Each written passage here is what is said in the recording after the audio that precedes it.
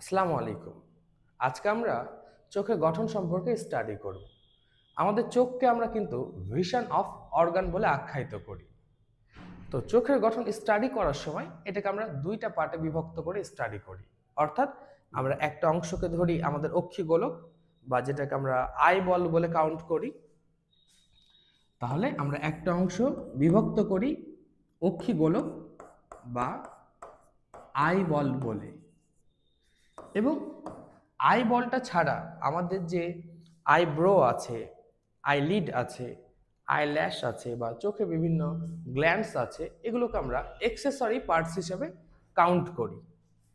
তাহলে চোখের গঠন আমরা একটা পাবো আই বল এবং বাকি অংশগুলোকে আমরা বলে থাকি একত্রে এক্সেসরি পার্টস। প্রথমত আমরা আই বল সম্পর্কে স্টাডি করব। তো মাত্র 6 ভাগের 1 ভাগ অংশ আমাদের আই বলের আমরা বাহ্যিকভাবে দেখতে পাই। তাহলে বাহ্যিকভাবে আমাদের আই বলের আমরা কতটুকু অংশ দেখতে পাই? 6 ভাগের 1 ভাগ। আর ম্যাক্সিমাম অংশ অর্থাৎ 6 ভাগের 5 ভাগ আমাদের আই বলটা অরবিটের মধ্যে অবস্থান করছে, অর্থাৎ অক্ষি গোলকের মধ্যে অক্ষি কোটরের মধ্যে অবস্থান করছে। তাহলে ম্যাক্সিমাম অংশ মানে 6 ভাগের 5 ভাগ অরবিটের মধ্যে অবস্থান করছে, অক্ষিকোটরের মধ্যে অবস্থান করছে। যখন আমরা অক্ষিগোলক বা আইবলটা সম্পর্কে স্টাডি করব, তখন একে 3টা ভাগে বিভক্ত করে স্টাডি করা হয়। একটা অংশকে বলা হয় লেয়ার্স অফ আইবল, মানে অক্ষিগোলকের স্তর সমূহ। সেকেন্ড যে পার্টটা আছে তা হলো লেন্স, অ্যান্ড ফাইনালি আরেকটা পার্ট হচ্ছে চেম্বার অফ আইবল, অর্থাৎ অক্ষিগোলকের বিভিন্ন প্রকোষ্ঠ। তো শুরুতে যদি আমরা লেয়ার্সগুলো দেখে নিই, একটা অক্ষিগোলকের কয়টা লেয়ার আছে এবং তাদের নাম কি, এগুলো সম্পর্কে যদি আমরা একটু স্টাডি করি, তাহলে সব বাইরে যে লেয়ারটা আছে, সব বাইরে যে লেয়ারটা থাকে একটা আইবলের, তার নাম হচ্ছে স্ক্লেরা। স্ক্লেরা শব্দের অর্থ হচ্ছে হার্ড বা টাফ। তাহলে আমরা বলতে পারি স্ক্লেরা মানে সব বাইরের যে স্তরটা আছে এটা কিন্তু শক্ত প্রকৃতির।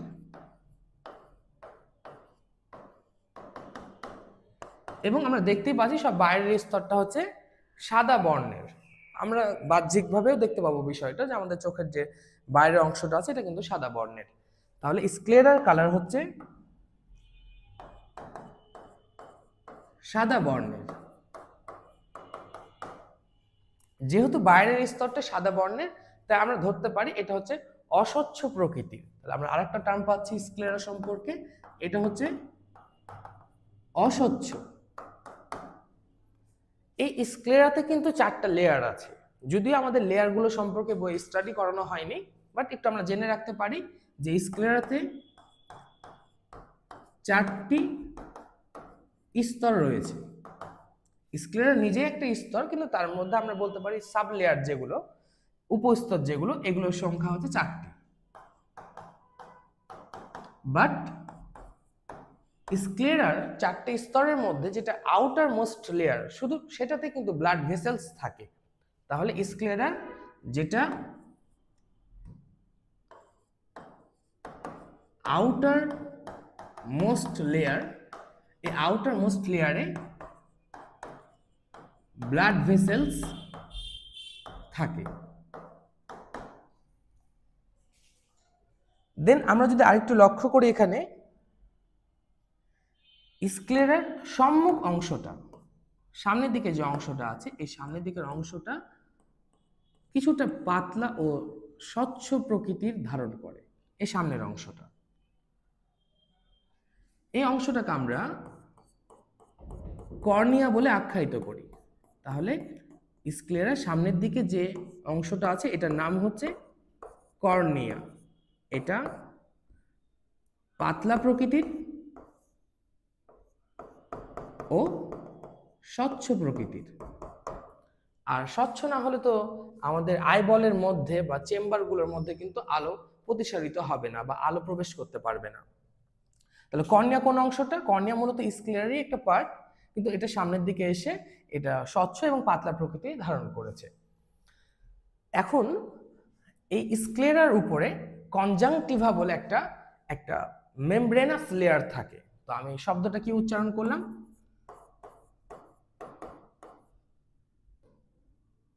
কনজাংটিভা।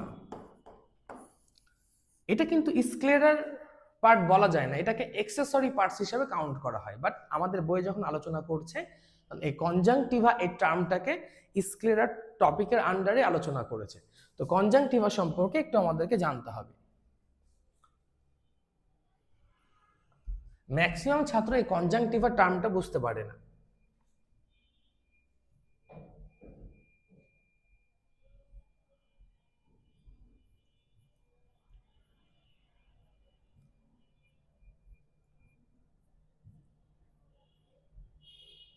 যদি আমরা এই চিত্রটা লক্ষ্য করি,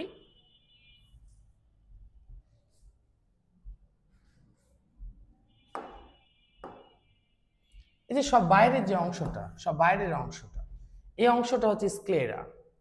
এই ফ্রন্ট ভিউ থেকে আমরা দেখতে পাচ্ছি যে অংশটা, এটা হচ্ছে কর্নিয়া।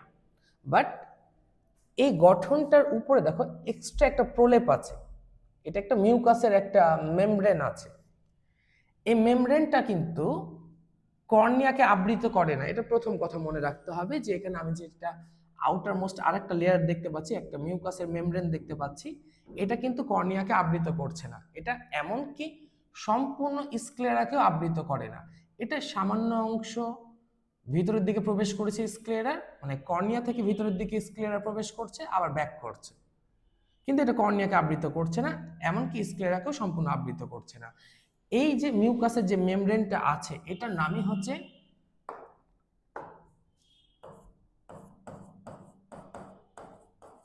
কনজাংটিভা। এটার ফ্রন্ট ভিউ থেকেও দেখা যাবে।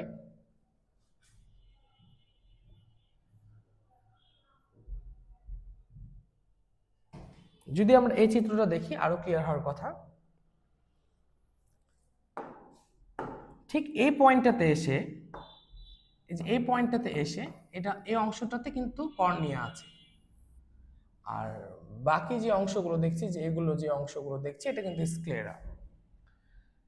কিন্তু এই স্ক্লেরার উপরে এই পয়েন্ট একটা ছোট্ট একটা বলের মতো একটা আকৃতি, এক্সট্রা একটা লেয়ার আমরা দেখতে পাচ্ছি। এটা কিন্তু এই পয়েন্টে মানে কর্নিয়াকে তো আবৃত করছে না, ঠিক এই পয়েন্ট থেকে শুরু হয়ে স্ক্লেরাকে একটু আবৃত করছে। মূলত এটার নামই হচ্ছে কি কনজাংটিভা। যে পয়েন্টে স্ক্লেরাটা শেষ হচ্ছে, ধরো যে এই পয়েন্টে কিন্তু স্ক্লেরা শেষ হয়ে যাচ্ছে, আর এই পয়েন্ট থেকে কিন্তু কর্নিয়া শুরু হচ্ছে। এই মধ্যবর্তী এই জায়গাটার নাম হচ্ছে স্ক্লেরো কর্নিয়াল জাংশন। এই জন্য আমাদের বইয়ে লেখা আছে কনজাংটিভা যে লেয়ারটা আছে, এটা স্ক্লেরো কর্নিয়াকে আবৃত করে না, এটা মূলত স্ক্লেরো কর্নিয়াল জাংশন পর্যন্ত বিস্তৃত, এবং এটা পেছন দিকে স্ক্লেরাকে কিছুটা আবৃত করেছে। আসলে এই কনজাংটিভার কাজটা কি? ধরো এটা হচ্ছে আমাদের একটা আইবল, আর এই আইবলটার উপরে রয়েছে আমাদের চোখের পাতা। তো চোখের পাতা কিন্তু আমরা প্রতিনিয়তই উঠানামা করছি। তো এখন সরাসরি যদি আইবলের উপরে চোখের পাতা থাকতো এবং আমরা বারে বার এই যে চোখের পাতা উঠানামা করছি, এভাবে যদি করতাম, তাহলে আইবলটা কিন্তু ক্ষতিগ্রস্ত হতো, ড্যামেজ হতো, অর্থাৎ ক্ষয় হতো। বাট আমি যদি এখানে এই আইবলটার এই পয়েন্টে যদি আমি একটা মিউকাসের মেমব্রেন দিই, এবং তার উপরে যদি আমি আইলিডটাকে মানে চোখের পাতাকে উঠানামা করি, তাহলে একে তো মিউকাসটা অনেক স্লিপি টাইপের হয়, স্লিপ করতে পারে, আর তার উপরে যখন এই আমাদের আইলিডটা উঠানামা করবে, তখন সহজে পিচ্ছিলভাবে উঠানামা করতে পারবে এবং ভিতরের দিকে আইবলটা সেফ থাকবে। তাহলে আমাদের কনজাংটিভার মূল কাজ হচ্ছে আমাদের আইবলটাকে একটু সুরক্ষিত রাখা। ওকে, এখন কোনো কারণে এই কনজাংটিভা যদি জীবাণু দ্বারা ইনফেক্টেড হয়, তাহলে এই কনজাংটিভা যদি কখনো জীবাণু দ্বারা ইনফেক্টেড হয় তখন এটাকে আমরা বলে থাকি কনজাংটিভাইটিস। আসলে আইটিস মানে হচ্ছে প্রদাহ, তাহলে কনজাংটিভাতে প্রদাহ হলে জীবাণুর কারণে ওটাকে আমরা কনজাংটিভাইটিস বলে থাকি। তখন কিন্তু আমাদের এই অংশটা লালচে বর্ণ ধারণ করে। এটা একটা চিত্র যদি তোমাদেরকে দেখাই,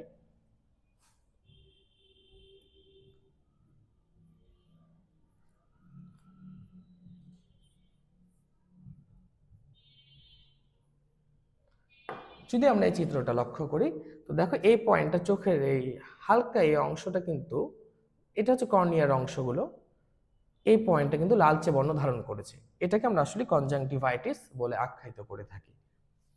ওকে, তাহলে আমরা পড়ছিলাম চোখের স্তর মানে অক্ষিগোলকের স্তর সম্পর্কে পড়ছিলাম। তাহলে সব বাইরের স্তরটার নাম হচ্ছে স্ক্লেরা, এটা সাদা বর্ণের, এবং এর সামনের অংশটা পাতলা স্বচ্ছ প্রকৃতির, এর নাম হচ্ছে কর্নিয়া। আর যেহেতু আমরা একটা লম্বচ্ছেদ পড়ছি তাই আমরা এই চিত্রটাতে খুব ভালোভাবে কনজাংটিভা মানে আসলে এই চিত্রের মাধ্যমে কনজাংটিভাটা বোঝা অসম্ভব প্রায়। তো কনজাংটিভাটাকে আমরা এখানে একটু মার্ক করে রাখলাম যে ঠিক এই পয়েন্ট বরাবর কনজাংটিভাটা অবস্থান করছে, এটা হচ্ছে কনজাংটিভা। যদি আমি 2D ফরমেশনে আঁকি তাহলে এই পয়েন্টের নাম হচ্ছে কনজাংটিভা। ওকে, তাহলে মোটামুটি যদি আমরা স্ক্লেরা সম্পর্কে এই তথ্যগুলো মনে রাখতে পারি তাহলে এনাফ। এরপর আমরা ভেতরের লেয়ারে যাব।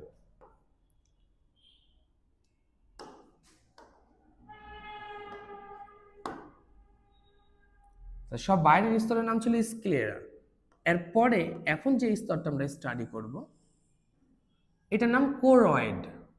এখন যে অংশটা আমরা পড়ছি এটা স্ক্লেরার সাথে লাগালাগি অবস্থায় থাকে, সংযুক্ত অবস্থায় থাকে, এই অংশটার নাম হচ্ছে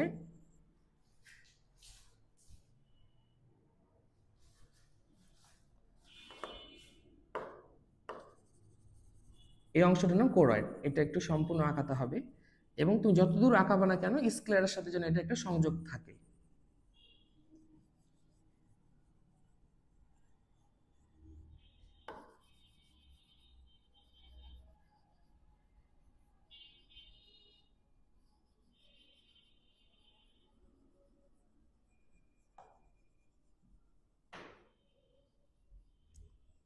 তাহলে এই দ্বিতীয় স্তরটার নাম হচ্ছে কোরয়েড।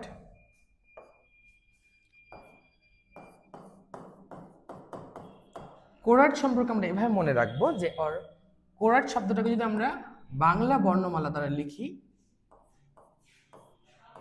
কোরয়েড, তো নামের মধ্যে ক আছে, তাহলে আমরা মনে রাখতে পারি এই ক দিয়ে আমরা মনে রাখবো এই কোরয়েড হচ্ছে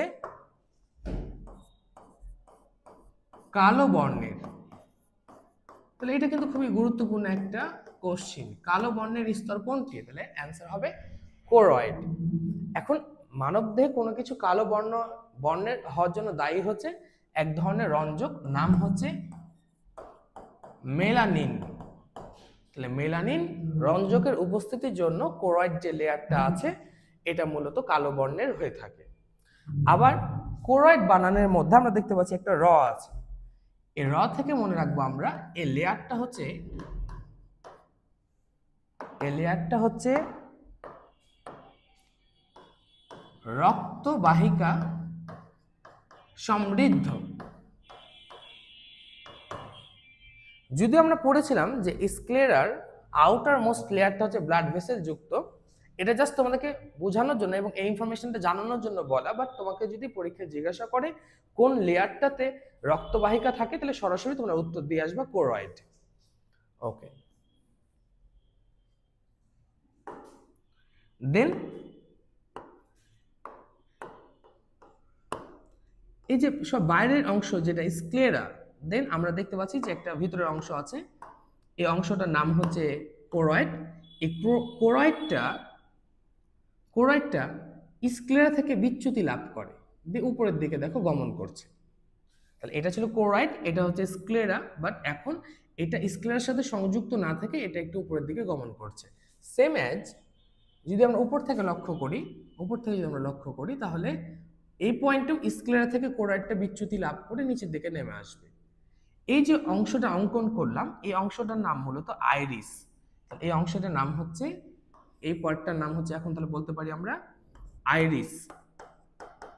এই যে আমরা বলি না আমাদের চোখের কালার, চোখের বর্ণ বা চোখের যে মণিটা আছে এটা কালো বর্ণের বলে থাকি বা নীল বর্ণের বলে থাকি, যে বর্ণেরই হোক না কেন, মূলত এটা আইরিসের যেটা কালার আসে সেটাই মূলত আমাদের চোখের কালার বলে আমরা কাউন্ট করি।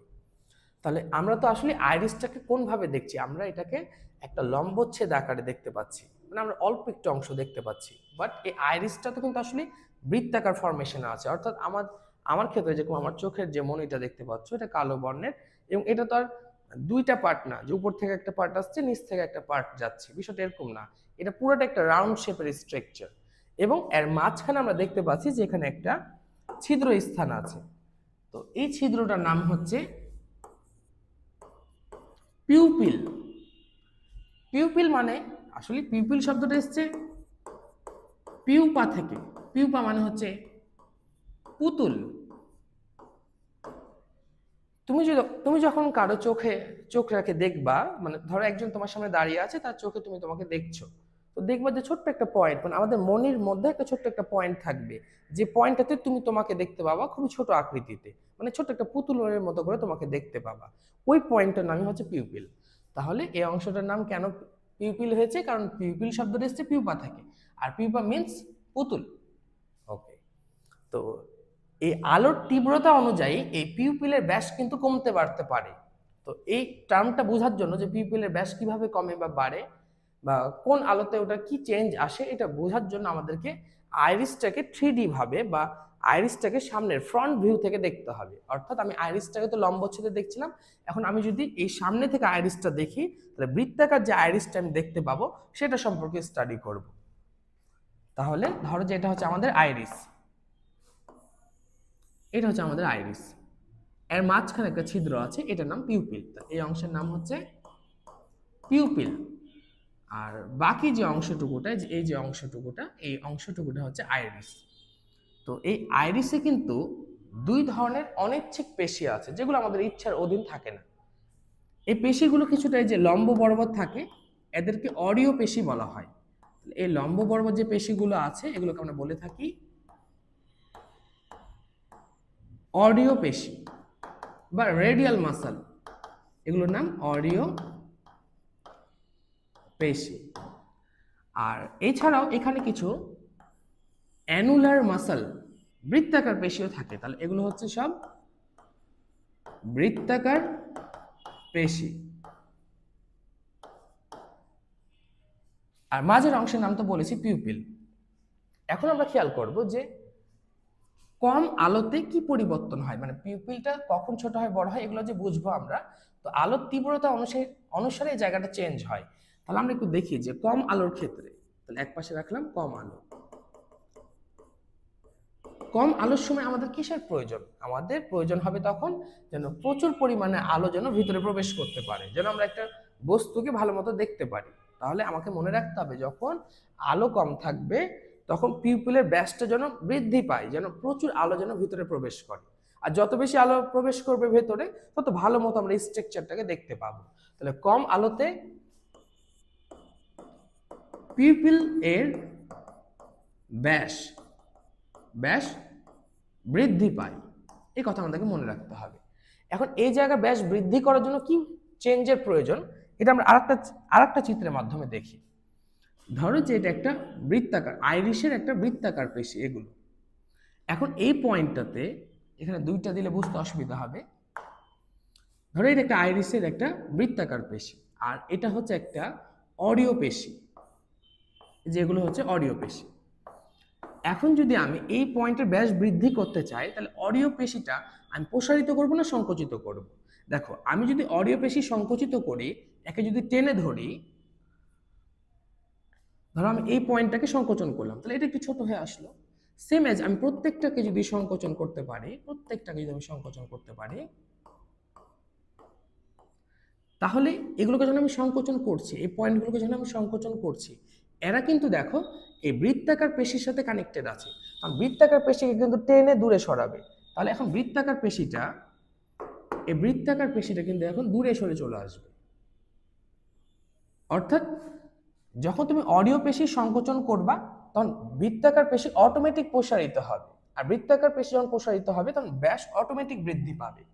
তাহলে এই কথাগুলো আমরা এই চিত্রের মাধ্যমে বোঝা উচিত যে কম আলোতে পিউপিলের ব্যাস বৃদ্ধি করা প্রয়োজন। কিন্তু আমি কি করলে বৃদ্ধি পাবে? যদি আমি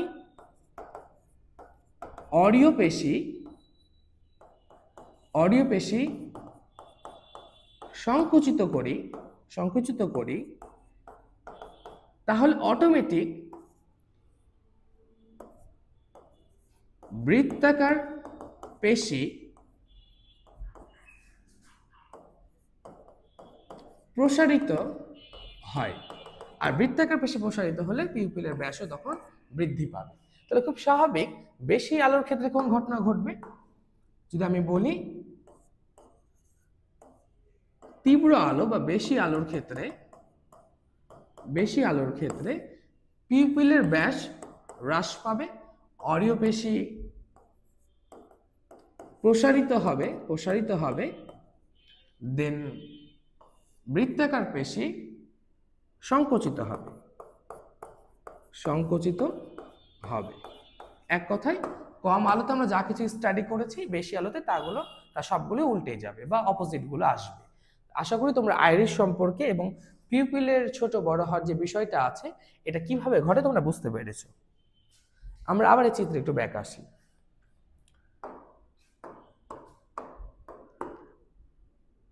তাহলে আমরা দেখতে পাচ্ছি যে এই পয়েন্টটাতে এই অংশের নাম কর্নিয়া, দেন এটা আইরিস, এটা কোরয়েড, এটা স্ক্লেরা। বাট এই যে পয়েন্টে আইরিস তৈরি হলো ঠিক সেই জায়গাটাতে কোরয়েডের যে অংশটা আছে এটা তুলনামূলক প্রসারিত হয়। অর্থাৎ দেখো যে কোরয়েডটা তো ঠিক এই রেঞ্জ বা এই পুরুত্বে আছে, বাট এই পজিশনটাতে এসে এটা আরো বেশি স্ফীত হয়েছে বা স্থূল হয়েছে। এই যে এই অংশটা এখন অঙ্কন করলাম, এই জায়গাটা কোন পয়েন্ট? এই জায়গাটা হচ্ছে, ধরো এটার নাম তো আইরিস, এটার নাম কোরয়েড, তাহলে আমি এভাবে বলতে পারি এটাও কোরয়েড, বাট আমি এভাবে বলতে পারি আইরিস আর কোরয়েডের সংযোগে একটা স্থূল অংশ আছে, এটার নাম হচ্ছে সিলিয়ারি বডি। এই অংশটার নাম হচ্ছে, এই পার্টটার নাম হচ্ছে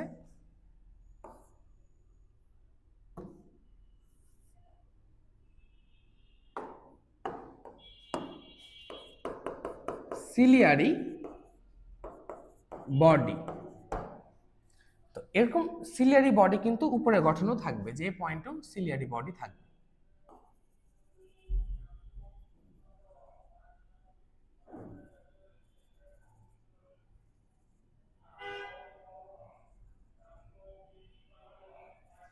এই অংশটার নাম সিলিয়ারি বডি।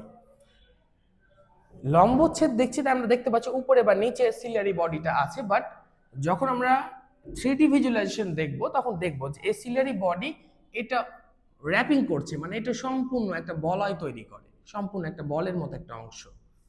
তাহলে এই সিলিয়ারি বডিতে আমাদের বইয়ে লেখা আছে 3টা অংশ আছে, তার মধ্যে একটা অংশের নাম হচ্ছে সিলিয়ারি বলয়, আর এই বলয়টাতে কিছু মাসল থাকে, কিছু পেশি থাকে, বৃত্তাকার পেশি থাকে, ওগুলোকে বলা হয় সিলিয়ারি পেশি। আর দেন এই অংশে কিছু এরকম প্রবর্ধক থাকে, এই পয়েন্টে কিছু প্রবর্ধক আছে, উপরের দিক থেকে কিছু প্রবর্ধক থাকবে, এগুলোকে বলা হয় সিলিয়ারি প্রসেস। তাহলে আরেকটা জিনিস আমরা পাচ্ছি, তা হলো সিলিয়ারি প্রসেস। তাহলে একটা সিলিয়ারি বডির 3টা পার্ট, একটা সিলিয়ারি বলয়, আসলে সিলিয়ারি বডি আর সিলিয়ারি বলয় একই কথা, বাট তোমাদের বইটাকে আলাদাভাবে বলেছে। আর একটা অংশ হচ্ছে সিলিয়ারি পেশি, আর কিছু প্রবর্ধক থাকে, এগুলোকে আমরা বলে থাকি সিলিয়ারি প্রসেস। এই টার্মগুলো আমাদেরকে মনে রাখতে হবে। দেন আমরা যদি আরেকটু ভেতরের অংশে যাই, ঠিক এই পয়েন্টটাতে অবস্থান করে লেন্স। এই অংশটার নাম হচ্ছে লেন্স। তো লেন্সটা তো এখানে এভাবে থাকতে পারে না, তো একে সাসপেন্স করার জন্য বা ধরে রাখার জন্য এই সিলিয়ারি বডির সিলিয়ারি প্রসেস থেকে কিছু স্ট্রাকচার, কিছু লিগামেন্ট ওই লেন্সের দিকে গমন করে। তাহলে এগুলো হচ্ছে লিগামেন্ট, যেগুলো লেন্সটাকে ওই পয়েন্টে সাসপেন্স করতে সহযোগিতা করছে। এগুলোকে বলা হয় সাসপেন্সরি লিগামেন্ট। তাহলে সিলারি বডি থেকে কিছু পার্ট বের হয়ে যাচ্ছে, যে পার্টগুলো লেন্সটাকে সাসপেন্স করতে সহযোগিতা করছে। ওইটাকে আমরা কি বলে আখ্যায়িত করছি? ওটাকে আমরা আখ্যায়িত করছি সাসপেন্সরি লিগামেন্ট বলে। কেন এটাকে সাসপেন্সরি লিগামেন্ট বললাম? কারণ ওই পয়েন্টে লেন্সটাকে তারা সাসপেন্স করতে সহযোগিতা করছে। এই তো ওভারঅল আমরা এই কোরয়েড সম্পর্কে স্টাডি করলাম। দেন যদি আমরা ভেতরের দিকে প্রবেশ করি, তোমরা এই বোর্ডটার আপাতত একটা স্ক্রিনশট নিয়ে রাখতে পারো এই তথ্যগুলোর, যেহেতু এগুলো সবগুলো ইরেজ করে দেবো এখন আমি।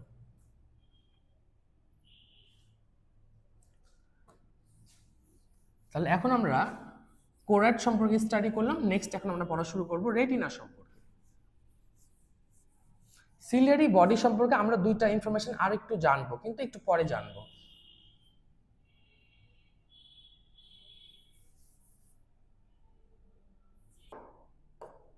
ওকে, তাহলে এই সব ভেতরের দিকে যে লেয়ারটা রয়েছে, এই লেয়ারটার নাম হচ্ছে রেটিনা। এই রেটিনাতে কিন্তু 10টা উপস্তর রয়েছে।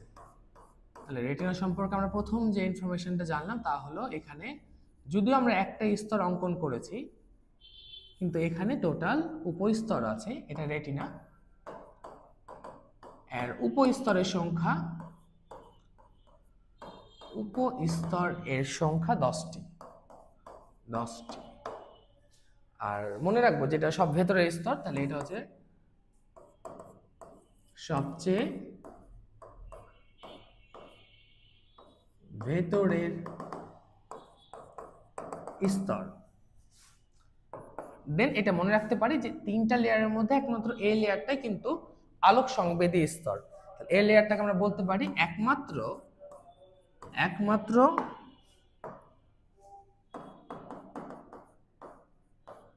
আলোক সংবেদী স্তর। তো আমাদের উচিত হবে এখন এই রেটিনার এই অংশটা, এই যে পার্টটা আছে রেটিনার এই অংশটাকে এখন জুম করে একটু স্টাডি করা। তো জুম করে যে আমরা স্টাডি করব, এটার জন্য আমি একটা চিত্র নিয়ে রেখেছি। এই চিত্রটা দেখলে তোমরা আরো ক্লিয়ার হবা। এখন আমাদেরকে মনে রাখতে হবে, আমাদের বইয়ে লেখা আছে যে রেটিনার 10টা উপস্তর আছে, বাট 10টা উপস্তর সম্পর্কে কিন্তু আলোচনা করা নাই। কিছু উপস্তর সম্পর্কে একটু ধারণা দিয়েছে, যদি আমরা অনেক ডিটেইলড পড়বো বিষয়গুলো, তারপরে একটু আমি জাস্ট জানিয়ে রাখলাম তোমাদেরকে যে আমরা আসলে কতটুকু জানবো। দেখো এই চিত্রের দিকে যদি আমরা লক্ষ্য করি, তাহলে এই পার্টটা, এই যে এই অংশটা যেটা আছে, এই স্তরটা তাহলে স্ক্লেরা। এর উপরে যে আমরা একটা রেডিস একটা লেয়ার দেখতে পাচ্ছি, এই অংশটার নাম হচ্ছে কোরয়েড। এটা রেডিস দেওয়া থাকলেও মূলত এটা কিন্তু ব্ল্যাক কালারের স্তর, আমরা অলরেডি এটা পড়ে ফেলেছি। বাট এখানে এটা হচ্ছে রক্তকণিকা সমৃদ্ধ বা এখানে ব্লাড ভেসেল সমৃদ্ধ, এটা বোঝাতে এটাকে রেডিশ করে রাখা আছে। দেন এরপরে এই কোরয়েডের পরবর্তীতে যে অংশগুলো রয়েছে, এই অংশগুলো কিন্তু সবগুলোই রেটিনার আন্ডারে পড়ছে। বাট রেটিনার যে 10টা উপস্তর রয়েছে, তার মধ্যে কোরয়েড সংলগ্ন যে উপস্তর রয়েছে, এটাকে আমরা বলে থাকি রেটিনাল পিগমেন্ট এপিথেলিয়াম। তাহলে এই যে কোরয়েড সংলগ্ন যে লেয়ারটা আমরা পাচ্ছি, এটাকে আমরা বলে থাকবো রেটিনাল পিগমেন্ট এপিথেলিয়াম। দেন আমাদেরকে একটু মনে রাখতে হবে এই সাব লেয়ারটার কাজ কি। এই সাব লেয়ারটার একটা মূল কাজ হচ্ছে এক্সেস লাইটকে অ্যাবজর্ব করা। অতিরিক্ত আলো যেটা আমাদের অক্ষিগোলকের মধ্যে প্রবেশ করে, এটাকে সে অ্যাবজর্ব করে নেয়। এটা একটা গুরুত্বপূর্ণ কাজ। এটা পাশাপাশি সে আরেকটা কাজ করে, যেমন আমরা এই লেয়ারের উপরে দেখতে পাচ্ছি যে রড কোষ এবং কোন কোষের কিন্তু একটা লেয়ার অবস্থান করছে। এই রড কোষ আর কোন কোষগুলোকে এই কিন্তু নিউট্রিশন প্রোভাইড করে। তাহলে এই লেয়ারটার দুইটা গুরুত্বপূর্ণ কাজ, একটা হচ্ছে এক্সেস লাইটকে অ্যাবজর্ব করছে, দেন আরেকটা কাজ হচ্ছে এর উপরে যে সেলগুলো আছে রড সেল অ্যান্ড কোন সেল, এগুলোকে সে নিউট্রিশন প্রোভাইড করছে।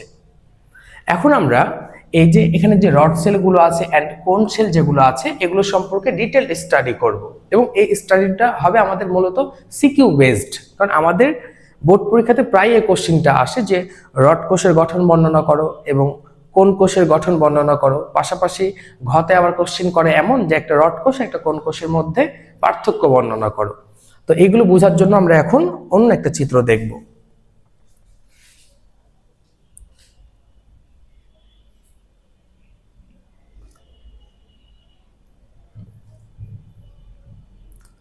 যদি আমরা এই চিত্রটা লক্ষ্য করি,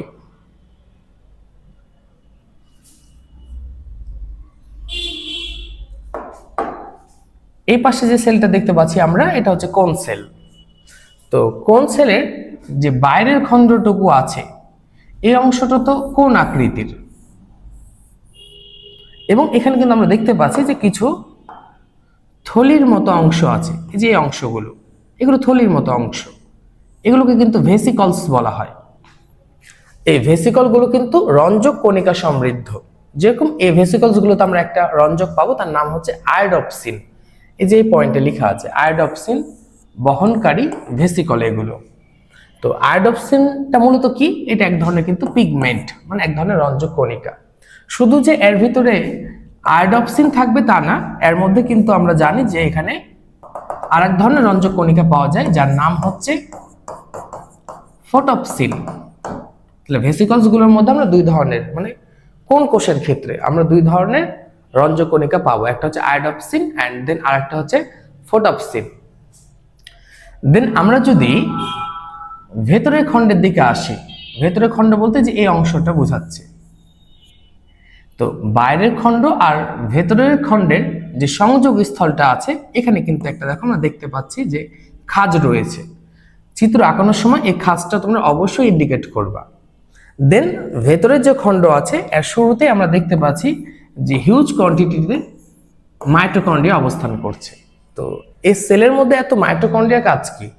দেখো, আমরা সারাদিন কোনো না কোনো বস্তুকে দেখতে থাকি, অর্থাৎ আমাদের রেটিনা প্রতিনিয়তই কোনো না কোনো প্রতিবিম্ব গঠন করছে।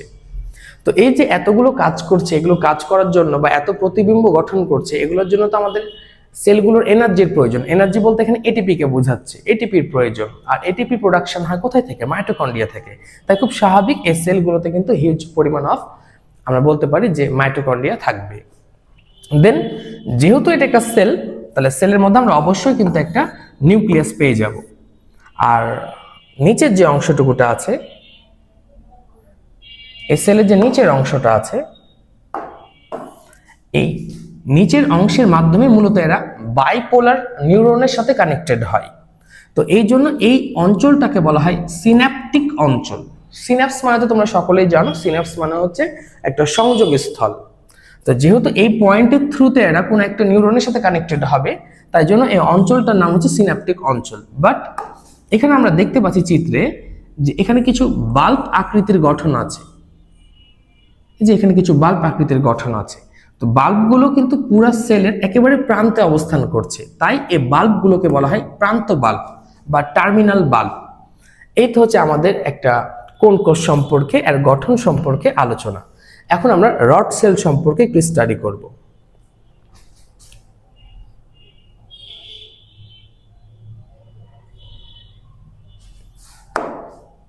তো রড সেলের ক্ষেত্রে এর বাইরে যে পার্টটুকুটা আছে, এই পার্টটুকুটা অবশ্যই রড আকৃতির হবে এবং এর মধ্যেও কিন্তু আমরা ভেসিকল পাবো, অসংখ্য ভেসিকলস পেয়ে যাব। আর ভেসিকলস গুলো কিন্তু ওই রঞ্জক কণিকা সমৃদ্ধ হবে। ওই রঞ্জকটার নাম রড কোষের ক্ষেত্রে মনে রাখবা যে এদের ভেসিকলে যে রঞ্জক থাকে তার নাম হচ্ছে রোডোপসিন। শুধু যে এখানে রোডোপসিন পাওয়া যায় এই ভেসিকলের মধ্যে তা না, এখানে কিন্তু ভিটামিন এর পরিমাণও প্রচুর থাকে। এই কথাটা একটু আমরা মনে রাখবো। দেন আমরা যেটা ভেতরের খণ্ড, সেখানে হিউজ পরিমাণ অফ মাইটোকন্ড্রিয়া পাবো। তারপরে বাইরের খণ্ড আর ভেতরের খণ্ডের মধ্যে একটা অবশ্যই একটা খাঁজ পেয়ে যাব। আর যেহেতু এটা একটা সেল, তাহলে নিউক্লিয়াস থাকবে এবং নিউরন কানেকশনের জন্য প্রান্তের দিকে একটা বাল্ব থাকবে, একটা না একাধিক বাল্ব থাকবে। এই পয়েন্টগুলো আমরা অবশ্যই মনে রাখবো। দেন রড কোষ আর কোন কোষের গঠনটা বোঝার জন্য আমরা আরেকটা চিত্রের দিকে যাব।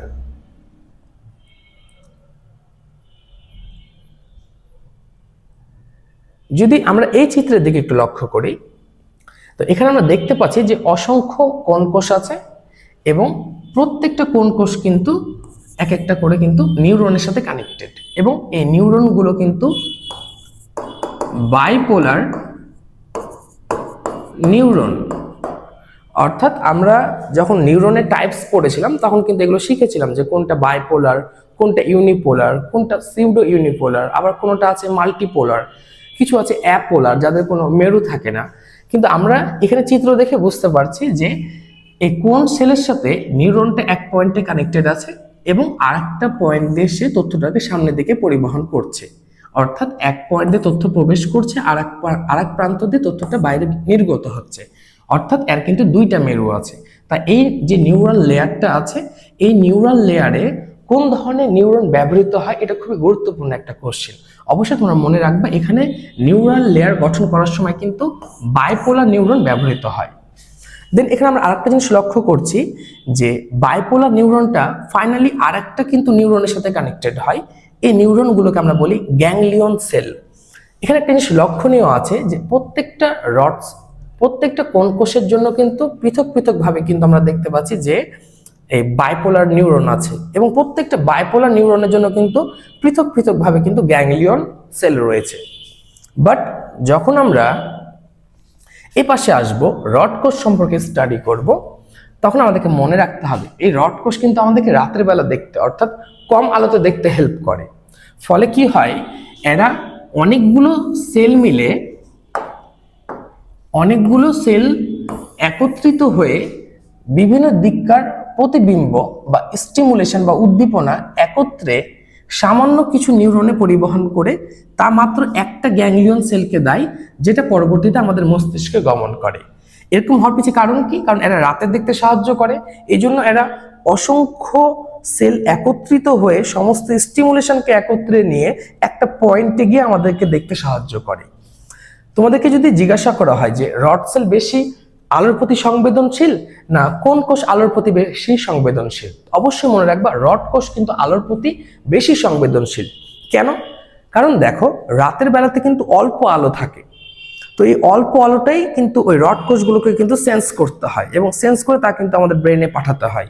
বাট যেগুলো কোন সেল আছে এরা তো এমনিতেই তীব্র আলোতে কাজ করে, তো তীব্র আলো প্রত্যেকটা পয়েন্ট থেকে যখন আসে তখন সে শুধুমাত্র উদ্দীপ্ত হয়। কম আলোতে সে কিন্তু উদ্দীপ্ত হতে পারবে না, অর্থাৎ সে কিন্তু লাইটের প্রতি কম সেন্সিটিভ, বাট এই কম আলোকে ক্যাচ করে ফেলে। সো দ্যাট আমরা এটা মনে রাখবো অবশ্যই যে রড কোষ রাতে দেখতে সাহায্য করে, বাট সে কিন্তু আলোর প্রতি বেশি সংবেদনশীল। আর একে স্টিমুলেট করতে, একে উদ্দীপ্ত করতে হিউজ পরিমাণ লাইটের প্রয়োজন হয়। তো আমরা ধরতে পারি আর লাইট সেন্সিটিভিটি খুবই কম, তীব্রতা বেশি বাট সেন্সিটিভিটি খুবই কম। দেন আমরা আরেকটা চিত্রের দিকে যদি যাই, যেটা আমাদের সিকিউর জন্য খুবই ইম্পর্টেন্ট, যে একটা রড কোষ আর কোন কোষের মধ্যে পার্থক্য।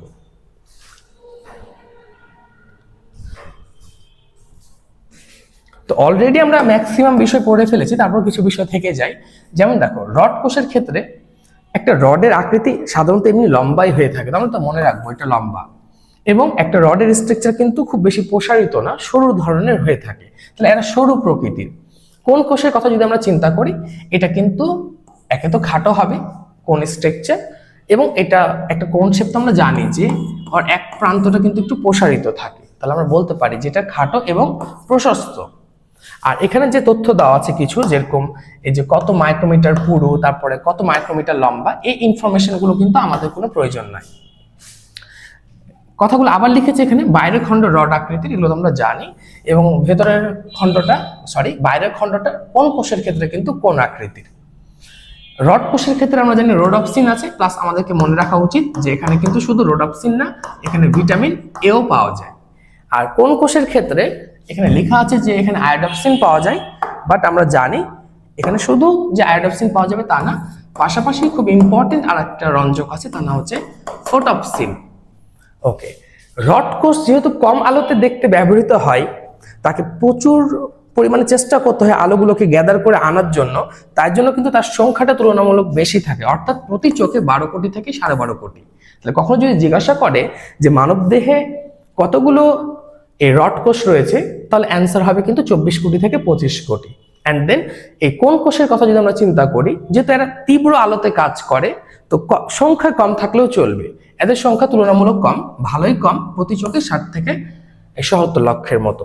দেখো এই কথাটা এখানে বলছি, এরা আলোর প্রতি বেশি সংবেদনশীল এবং রাতে দর্শনে ব্যবহৃত হয়, এবং এরা কম সেন্সিটিভ, তাই দিনে দর্শনে ব্যবহৃত হয়। আর একটা কথা বলছে যে রড কোষ কিন্তু সাদা কালো একটা প্রতিবিম্ব তৈরি করে, আর কোন কোষ যেটা আছে এটা কিন্তু রঙিন প্রতিবিম্ব তৈরি করে। তো এই লাইন থেকেও কিন্তু সিকিউ এর একটা কোশ্চেন টানতে পারে। পরীক্ষা যদি জিজ্ঞাসা করে, একটা উদ্দীপক এমন একটা হেডিং দিল যেখানে উল্লেখ করছে যে একটা রঙিন ছবির সঠিক বিশ্লেষণের জন্য একটা কোষ ব্যবহৃত হয়, তাহলে একটা ছবি সূক্ষ্ম বিশ্লেষণ এবং ছবিটা যে রঙিন, তাহলে আমাকে বুঝতে হবে যে আমাকে কিন্তু ইন্ডিকেশন দিচ্ছে কোন কোষ সম্পর্কে। আর যদি কোনো ইন্ডিকেশন এমন থাকতো যে কম আলোর কথা বলছে বা রাতের কথা বলছে, তখন কিন্তু আমরা অবশ্যই সেটা রড কোষের আন্ডারে স্টাডি করতাম বা লিখে আসতাম। এখানে আরেকটা কথা বলছে, রড কোষ কিন্তু এক ধরনের, আর যেটা কোন কোষ আছে এটা কিন্তু 3 ধরনের। তো 3 ধরনের কি কি, এটাও একটু ইনফরমেশনটা আমরা মনে রাখবো। বর্ডার গার্ড বাংলাদেশ, মানে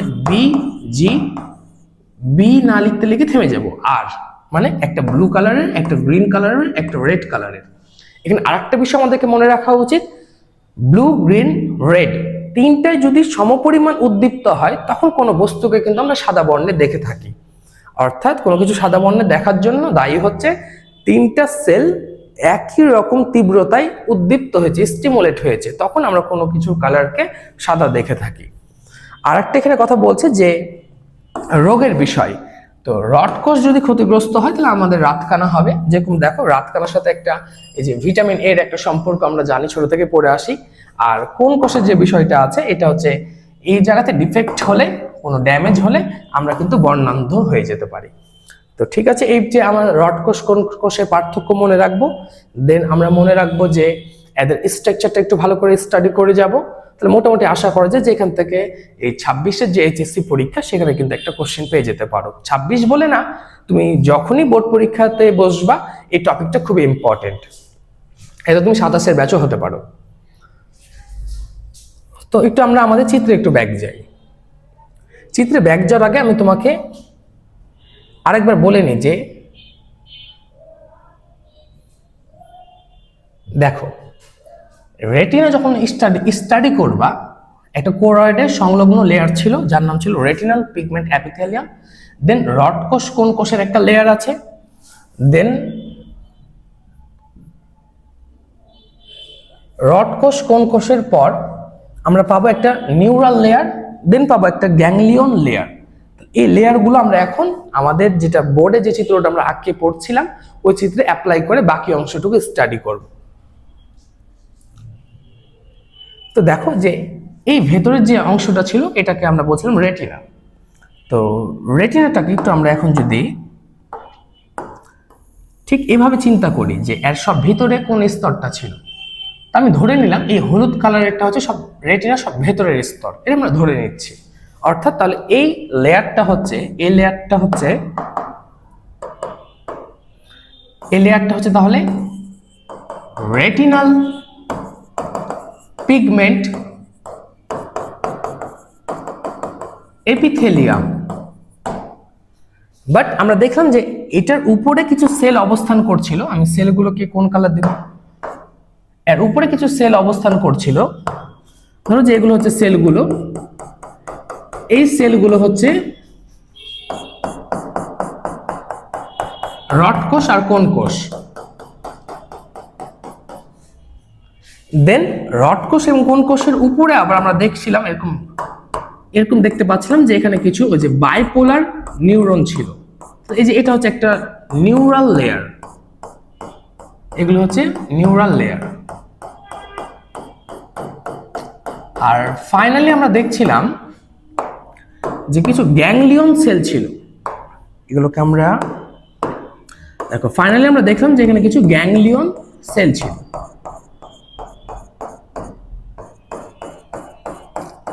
কিন্তু একটা জিনিস লক্ষ্য করো, এখানে কিন্তু আমরা কোনো রড কোষ কোন কোষ দিইনি।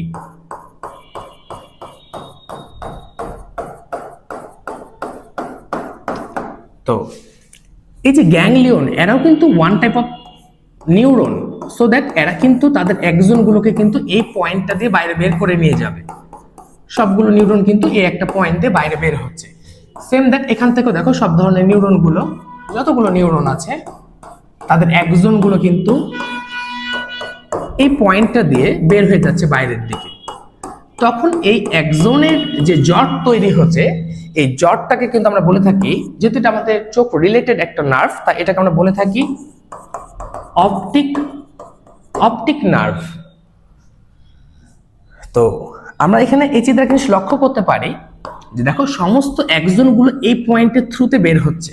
তাহলে এই পয়েন্টে কিন্তু কোনো রড কোষ কোন কোষ নাই, অর্থাৎ সমস্ত রেটিনার প্রত্যেকটা পার্ট যদিও আলোক সংবেদী, বাট এই স্থানটা কিন্তু আলোক সংবেদী নয়। কারণটা কি? কারণ এখানে কোনো রড কোষ কোন কোষ নাই, এখানে কোনো প্রতিবিম্ব গঠিত হবে না। এই জন্য এই পয়েন্টটাকে বলা হয় ব্লাইন্ড স্পট, বা এটাকে আমরা একটু, তোমরা অবশ্যই খাতাতে নোট করবা, যে পয়েন্টটাকে আমরা ব্লাইন্ড স্পট বলছি এটাই কিন্তু একটা অন্ধবিন্দু। তো অন্ধবিন্দুতে অবশ্যই মনে রাখতে হবে এখানে কোনো রড কোষ কোন কোষ থাকবে না, এবং এই জায়গাটা একটা চাকতির মতো অংশ, তাই এটাকে আমরা বলি ডিস্ক। এবং এটা যেহেতু চোখ রিলেটেড, তাই এই জায়গাটাকে আমরা বলে থাকি অপটিক ডিস্ক। তাহলে যেটার নামে অপটিক ডিস্ক সেটাকে আমরা ব্লাইন্ড স্পট, বা সেটাকে কিন্তু আমরা অন্ধবিন্দু বলে থাকি। এই পয়েন্টটাতে আমাদেরকে আর একটা জিনিস মনে রাখার মতো আছে, যেমন এখানে একটা লেয়ার থাকে। ধরো যে আমি একটা লেয়ার দিচ্ছি, এই লেয়ারটার নাম হচ্ছে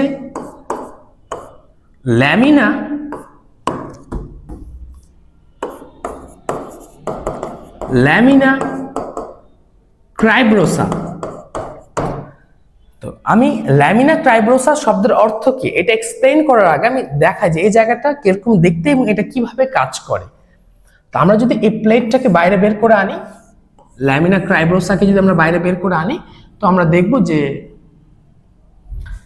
ওই জায়গাটা ঠিক এই ধরনের।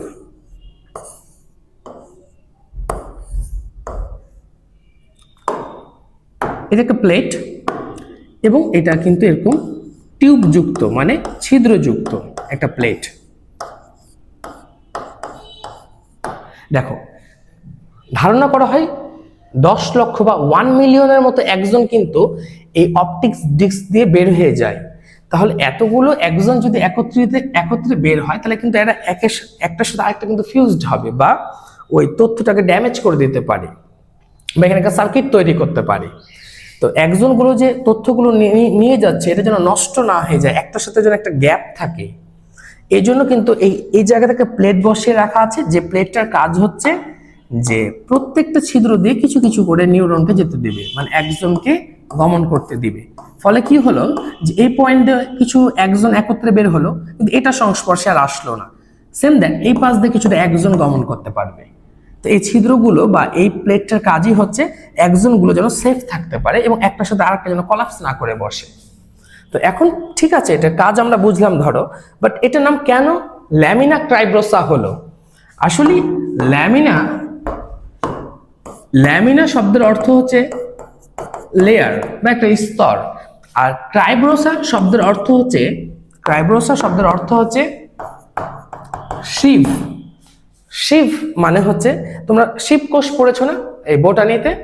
শিবকোষের ক্ষেত্রে দেখবা, ধরো যে এটা একটা যদি শিবকোষ হয়, তো ওর কিন্তু এই পয়েন্টগুলো কিন্তু চালনির মতো, এই ঊর্ধ্ব প্রান্ত আর নিম্ন প্রান্তগুলো কিন্তু চালনির মতো হয়ে থাকে। চালনির মতো বলতে বোঝাচ্ছে যে এই জায়গাগুলো, যে আমাদের আম্মুরা যে আটা ছাকে না, একটা নেট ইউজ করে, ওই নেটের মতো।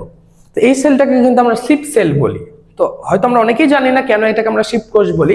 শিব শব্দের অর্থ হচ্ছে কিন্তু পোর মানে হচ্ছে ছিদ্র। তাহলে দেখো তো, ল্যামিনা মানে লেয়ার, ক্রাইব্রোসা মানে ছিদ্র। তাহলে কি এটা একটা কি ছিদ্রযুক্ত লেয়ার না, যেটাতে এক্সন গুলো গমন করছিল?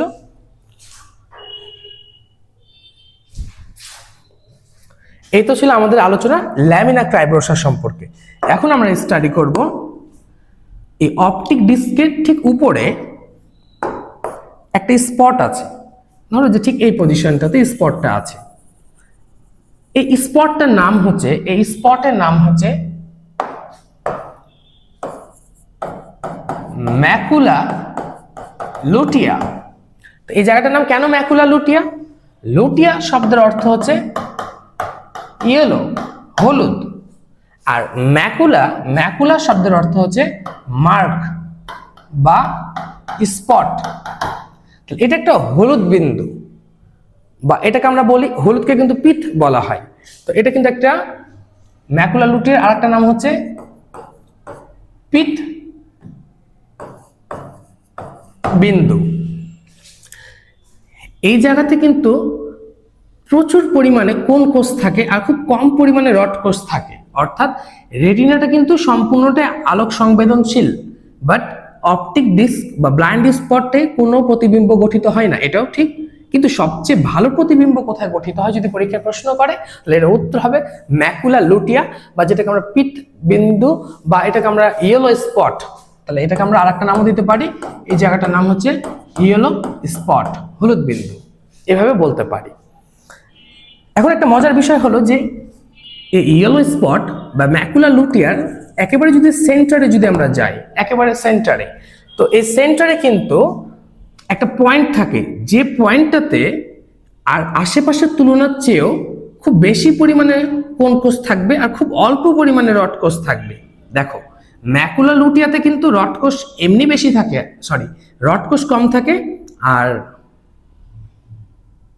কোন কোষ বেশি থাকে। কিন্তু তোমাকে যদি জিজ্ঞাসা করা হয় এই পয়েন্টেরও সবচেয়ে সেন্সিটিভ এরিয়া কোনটা, তো এর সেন্টারে একটা গোলাকার একটা পয়েন্ট আছে, একটা গর্ত আছে, যে গর্তটাতে আরো বেশি পরিমাণে কোন কোষ থাকে আর খুবই অল্প পরিমাণে রড কোষ থাকে। এই জায়গাটার নাম হচ্ছে ফোভিয়া সেন্ট্রালিস। আসলে ফোভিয়া মানে কিন্তু ওই যে আমরা যে ফোবিয়া পড়ি না, ভয়, ভয় না, এই ফোবিয়া মানে হচ্ছে ইয়েলো, হলুদ, আর সেন্ট্রালিস মানে হচ্ছে কিন্তু সেন্টার। তাহলে এটা একটা ইয়েলো স্পটেরও সেন্টার এরিয়া, এই জন্য এর নাম হয়েছে কিন্তু ফোভিয়া সেন্ট্রালিস। আশা করি তোমরা এই পয়েন্টটা বুঝতে পেরেছো। তাহলে পরীক্ষা যদি কোশ্চিন করে রেটিনার কোন জায়গাটা সবচেয়ে বেশি আলোক সংবেদনশীল, তাহলে অবশ্যই উত্তর হবে ম্যাকুলা লুটিয়া। বাট যদি ম্যাকুলা লুটিয়ার পাশাপাশি এটা অপশনে থাকে ফোভিয়া সেন্ট্রালিস, তাহলে কিন্তু উত্তর তোমরা দিয়ে আসবা ফোভিয়া সেন্ট্রালিস। আশা করি তোমরা এই টার্মটা বুঝতে পেরেছো। তো লেয়ার সম্পর্কে যদি আমরা এই ইনফরমেশন গুলো মনে রাখতে পারি, যতটুকু আমি পড়ালাম, স্ক্লেরা সম্পর্কে পড়িয়েছি, দেন আমি পড়ালাম কোরয়েড সম্পর্কে পড়িয়েছি, দেন রেটিনা সম্পর্কে পড়ালাম, তুমি যদি এতটুকু তথ্য মনে রাখতে পারো বা খাতায় নোট করে রাখতে পারো বা অ্যাপ্লিকেশন করতে পারো, তো এর বাইরে আসলে কোনো তোমাদের বইয়ে কোনো ইনফরমেশন নাই এই সম্পর্কিত। দেন আমরা এখন পড়ব লেন্স সম্পর্কে। আমরা কিন্তু অলরেডি ক্লাসের শুরুতেই বলেছিলাম যে আমাদের কিন্তু আই বলে তিনটা পার্ট, একটা হচ্ছে লেয়ার যেটা আমরা স্টাডি করলাম, আর একটা পার্ট হচ্ছে লেন্স, আর একটা ছিল চেম্বার্স। তো এখন আমরা লেন্সটা সম্পর্কে একটু স্টাডি করব। লেন্স, তো লেন্সের কাঠামোটা যদি আমরা শুরুতে দেখে নিই, লেন্সটা দ্বি উত্তল, তবে মনে রাখতে হবে যে এর সামনের দিকটা একটু চাপা ধরনের, বাট পশ্চাৎ ভাগ যেটা আছে এটা কিন্তু তুলনামূলক বেশি উত্তল। এই কথাটা অবশ্যই মনে রাখবা, দ্বি উত্তল, বাট সামনের দিক থেকে যদি আমরা যাই তাহলে সামনের দিক থেকে গেলে এটা একটু চাপা প্রকৃতির হবে, বাট আমরা যদি পোস্টেরিয়র পোর্শন থেকে স্টাডি করি তাহলে এটা কিন্তু তুলনামূলক উত্তল প্রকৃতির। আর আরেকটা জিনিস আমরা লেন্সটাকে এভাবে পড়লে মনে ভালো হয় যে আমাদের যখন এজ তুলনামূলক কম থাকে, এবং আরেকভাবে আমরা পড়তে পারি যখন আমাদের এজটা তুলনামূলক বাড়তে থাকে, তখন এই লেন্সের কি কি চেঞ্জ আসে।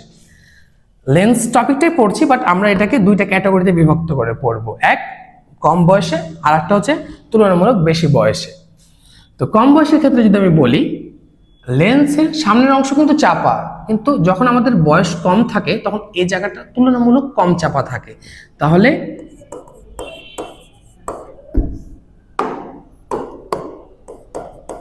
সামনের অংশ কম চাপা প্রকৃতির, কখন? যখন আমাদের এজ কম থাকে। বাট বয়স বৃদ্ধির সাথে সাথে এই চাপা অংশটা কিন্তু বৃদ্ধি পায়, এই কথা আমরা মনে রাখবো। দেন আমরা আরেকটা জিনিস মনে রাখতে পারি যে লেন্সের কালার কিন্তু তুলনামূলক কম বয়সে হালকা হলুদ হয়ে থাকে, কিন্তু বয়স বৃদ্ধির সাথে সাথে এই হলুদ ভাবটা কিন্তু বৃদ্ধি পায়। পাশাপাশি আমরা আরেকটা ইনফরমেশন মনে রাখবো, লেন্সটা কিন্তু যখন আমাদের এজ কম থাকে তখন কিন্তু নরম থাকে, পরবর্তীতে যে শক্ত হয়ে যায় তা না, তবে তুলনামূলক একটু হলেও শক্ত হবে। তাহলে এটা কিন্তু তুলনামূলক শক্ত হতে থাকে। আর যেহেতু কম বয়সে নরম থাকে লেন্সটা, তো এটার ইলাস্টিসিটি তুলনামূলক বেশি থাকে। তাহলে ইলাস্টিসিটি তুলনামূলক বেশি থাকে, আর যত সময় গড়াবে, যত এজিং হবে, তত কিন্তু ইলাস্টিসিটিটা কমে আসবে। এই ইনফরমেশনগুলো মনে রাখবো। আমাদের লেন্স কিন্তু হলুদ হলেও কিন্তু স্বচ্ছ প্রকৃতির। তাহলে লেন্সটা কিন্তু আমাদের যখন এজ কম থাকে তখন কিন্তু এটা স্বচ্ছ প্রকৃতির, বাট সময়ের সাথে সাথে যেটা একেবারে অস্বচ্ছ হয়ে যাবে তা না। কম বয়সে অস্বচ্ছ হতে পারে, পরবর্তীতে গিয়ে অস্বচ্ছ হতে পারে, তবে স্বচ্ছতা ধীরে ধীরে হ্রাস পাবে। এই ইনফরমেশনগুলো আমরা একটু মনে রাখবো। তাহলে লেন্স সম্পর্কে বইয়ে ঢালাওভাবে লেখা আছে, বাট কথাগুলো 1 2 3 4 5 5 2 10 এই 10টা সেন্টেন্সে লেখা আছে। তো আমরা এইভাবে যদি পড়ি আমাদের মনে রাখাটা হয়তো একটু সুবিধা হবে। এই তো আমাদের লেন্স সম্পর্কে আলোচনা। তাহলে ফাইনাল পয়েন্ট, তাহলে আইবল সম্পর্কে আমরা একটু আগে বললাম যে 3টা পার্ট আছে, আমরা লেয়ারটা কমপ্লিট করেছিলাম শুরুতেই। দেন এখন আমরা লেন্স দেখলাম, এখন আমরা চেম্বার সম্পর্কে একটু স্টাডি করব। তো এই চিত্রের দিকে যদি আমরা লক্ষ্য করি তাহলে সহজেই অনুমান করা যাবে যে এই অংশের নাম কর্নিয়া। কর্নিয়া থেকে আইরিস পর্যন্ত এখানে একটা ফাঁকা জায়গা আছে সম্মুখ ভাগে, এটাকে বলা হয় অ্যান্টেরিয়র চেম্বার, সম্মুখ প্রকোষ্ঠ। দেন আইরিস টু লেন্স, এই জায়গাতে একটা ফাঁকা জায়গা আছে। এই ফাঁকা জায়গাটা তাহলে পশ্চাৎ অবস্থান করছে, পশ্চাৎ আবার এটাকে ধরা যাবে না। এই পয়েন্টটা হচ্ছে একটা পশ্চাৎ প্রকোষ্ঠ, মানে এটা হচ্ছে পোস্টেরিয়র চেম্বার। দেন সব ভেতরে একটা বৃহৎ প্রকোষ্ঠ আছে, এই চেম্বারটাকে বলা হয় ভিট্রিয়াস প্রকোষ্ঠ বা চেম্বার। তাহলে আমাদের চোখের মানে আইবলের মধ্যে কয়টা প্রকোষ্ঠ অবস্থান করছে? 3টা। সামনের দিকে যেটা আছে এটাকে আমরা বলছি অ্যান্টেরিয়র চেম্বার, তারপরে আছে পোস্টেরিয়র, দেন সব ভেতরের দিকে আছে ভিট্রিয়াস চেম্বার। আর এখানে আরেকটা ইনফরমেশন আমরা পাশাপাশি মনে রাখতে পারি,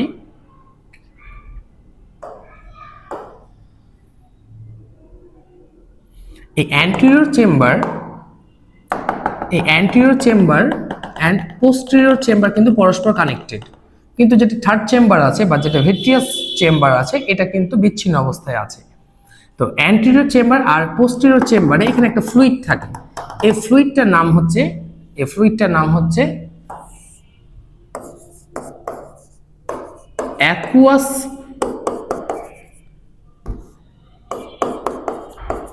হিউমার। তাহলে সামনের দিকে মানে অ্যান্টেরিয়র চেম্বার, পোস্টেরিয়র চেম্বারে যে লিকুইডটা থাকে ওটার নাম হচ্ছে অ্যাকুয়াস হিউমার। এই ইনফরমেশনটা আমরা মনে রাখবো। তোমাকে যদি পরীক্ষা জিজ্ঞাসা করে যে চোখের সামনের অংশের গঠন কে ঠিক রাখে, কার দ্বারা চোখের সামনের অংশটা ঠিক থাকে, তাহলে উত্তর হবে কিন্তু অ্যাকুয়াস হিউমার। আর এই অ্যাকুয়াস হিউমার কোথা থেকে তৈরি হলো, এই ইনফরমেশনটা কিন্তু সিলিয়ারি বডির সাথে কানেক্টেড। এই যে সিলিয়ারি বডি আছে, প্রসেস আছে, এই বডি প্রসেস বলয় এর কিছু মাসল এরাই কিন্তু এই অ্যাকুয়াস হিউমারটাকে প্রোডাকশন করেছে। তাহলে এটা খুব একটা ইম্পর্টেন্ট ইনফরমেশন। তাহলে এই অ্যাকুয়াস হিউমার কোথা থেকে উৎপাদিত হয়, তাহলে এটা উত্তর হচ্ছে কোথায়? সিলিয়ারি বডি থেকে উৎপাদিত হয়। দেন আমরা যদি এই ভিতরটাতে যাই, এই ভিতরেও কিন্তু একটা সাব লিকুইড আছে, এই ভিতরটাতেও একটা লিকুইড আছে।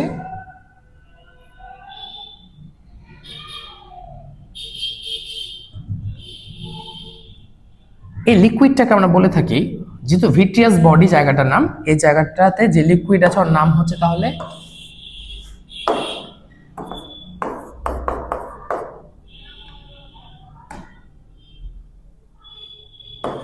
Vitreous humour.